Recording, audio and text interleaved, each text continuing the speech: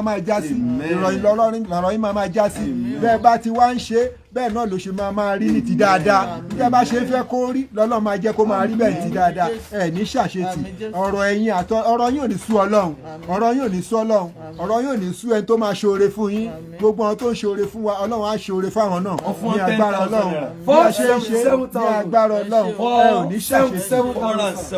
ṣàṣetì o ẹ ò ní ṣàṣetì o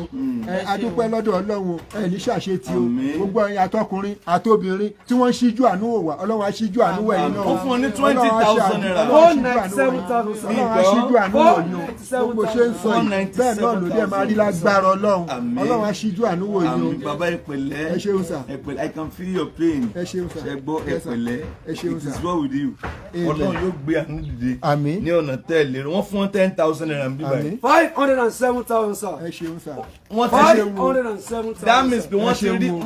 ti rí $500,000 sínsìn $500,000 wow ojú ọmọ ní tí ẹ̀yin èèyàn mọ́ àánú ọmọ ní dánilé yín we sincerely appreciate you bàbá dúpẹ́ lọ́wọ́ àwọn èèyàn bàbá appreciate wọn ẹ ṣeun o Ọlọ́run á dúró tẹ̀yìn náà Ọlọ́run á dúró tẹ̀yìn náà Ọlọ́run á dúró tẹ̀yìn náà. A dúpẹ́ lọ́wọ́ gbogbo ọwọ́ tó tọwọ́ bá ó dá sí ọ̀rọ̀ ọ̀gá wa Adisa má fi para ibi tẹ́ ti mú yẹn kò ní tán lágbára àbùdí náà ń pe tó lókun Ọlọ́run á máa bùkún fún yín ẹ ní wọ́ láti ẹ ní wà tó dáa tì mo wá ń gbàdúrà fún wọn nígbẹ̀yìn náà tọrọ owó nínú gbogbo ohun tí mo tọrọ láyé mi tí mo ń bẹ̀ mí gbàdúrà kan gbé mi tọrọ owó ẹ ní tọrọ owó fún yín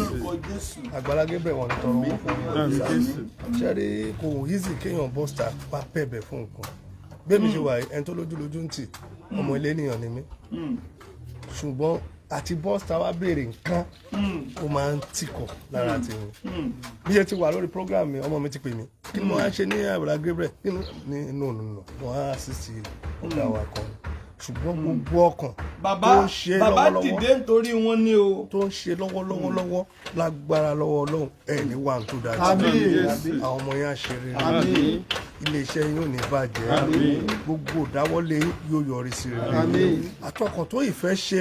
torí tóun bá ṣe tóun á ṣe lágbára lọ́wọ́ Ọlọ́run ọwọ́ yẹn á máa lọ sókè ẹ̀ ní wálẹ̀ Yorùbá tẹ̀ ti fòwe parí ọ̀rọ̀ wọn ní lókè báyìí lọ́wọ́ àfúnni ń gbé gbogbo yín ní tẹ́ máa fi lókè lọ́lọ́ máa ṣe fún yín ẹ̀ ní wálẹ̀ láéláé thank you God bless you ẹ ṣe púpọ̀ mo gbàdúrà fún ilé tẹ̀ ń dáwọ́lé lọ́wọ́ yìí o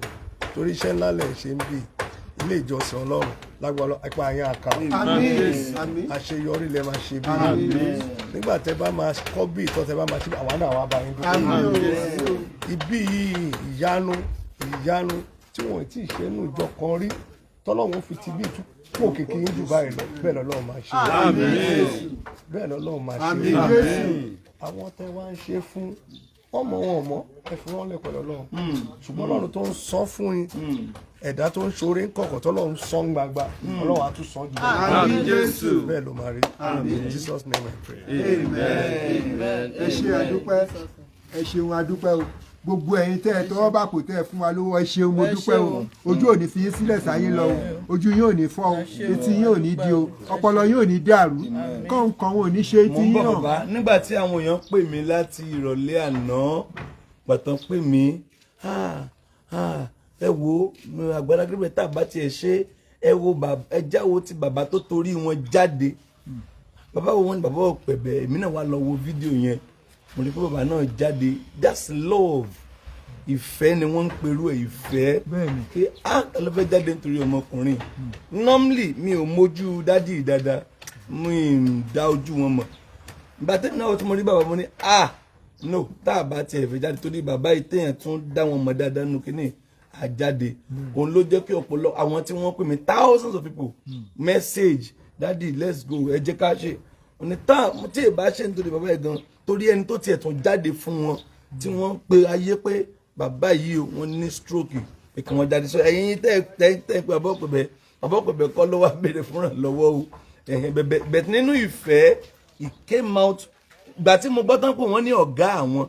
àbíkẹ́lẹ̀ pọ̀ sà wọ́n ní ọ̀gá àwọn wọ́n ní ọ̀gá wọ́n sì I heard it in the video bóyá fún ọ̀gá mi mo like inú mi dùn pé wow àṣìnírò àwọn bàbá báyìí bàbá làwọn náà ẹ̀ṣẹ̀ mùkálẹ́ lómi ni a máa sọ̀rọ̀ pé kí ni àjọ wa nù kí no wọ́n ní ọ̀gá àwọn so nítorí díẹ̀ yìí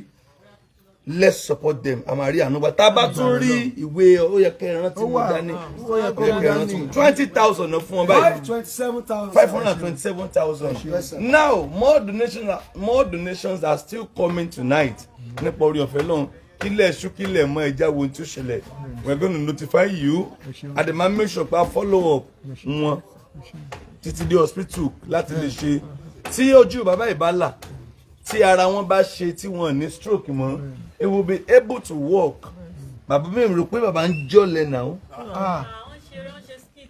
wọ́n ṣe skit wọ́n ṣeré tí bàbá bá rí ìrànlọ́wọ́ tán bá lọ hospital if he is okay in tó máa ń tètè dáyàn gúnlẹ̀ ó ní àìsàn tí kì í jẹ́ kéèyàn lè jáde mọ́ táìsàn bá dẹ̀ ti lè dáyàn gúnlẹ̀ sínú ilé àìsàn tó bá dáyàn gúnlẹ̀ sínú ilé ó ń ṣe tán àti pani àìsàn tó bá dáyàn gúnlẹ̀ nínú ilé ó ń ṣe tán àìsàn tí ó dá wa gúnlẹ̀ lórúkọ Jésù a ò ní rí lórúkọ Jésù gbogbo wa ní ṣàìsàn àwọn tó dé wà lórí àìsàn náà Ọlọ́run yóò gbé wọn dìde Ọlọ́run yóò gbé wọn dìde so mi rò pé ayọ̀ tiwọn náà ni láti máa wá jáde láti bẹ̀bẹ̀ téèyàn bá ti ro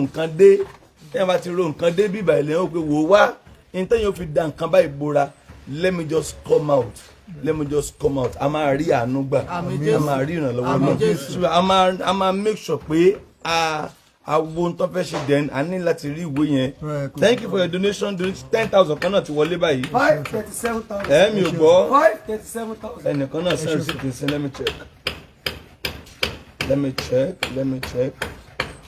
how much is this 20,000 naira 557,000 now more donations are still coming in more donations ẹ ṣé ẹ̀yin tẹ́ ẹ wo tiwọn ẹ ṣé ẹ̀yin tẹ́ ẹ wo t'Agbala Gebrrie ẹ ṣé ẹ̀yin tẹ́ ẹ wo ti bàbá Opebe ẹ ṣé ẹ̀yin tẹ́ ẹ wo ti Ọlọ́run mọ́ wọn lára àánú ò ní tán lé yín ṣe o bàbá yìí ẹja ṣe kí wọ́n dìde àwa náà ó pray fún wọn kan tó lọ sìn agbómi àdúrà fún wọn alọmọlọlẹ Ọlọ́run dẹ̀ ṣiṣẹ́ láyé wọn mo gbọ́ tẹ́lẹ̀ ìjà àwọn gbèsè kan àwọn gbèsè máa tèlò náà. bàbá rí gbogbo ẹ̀ á fẹ́ ó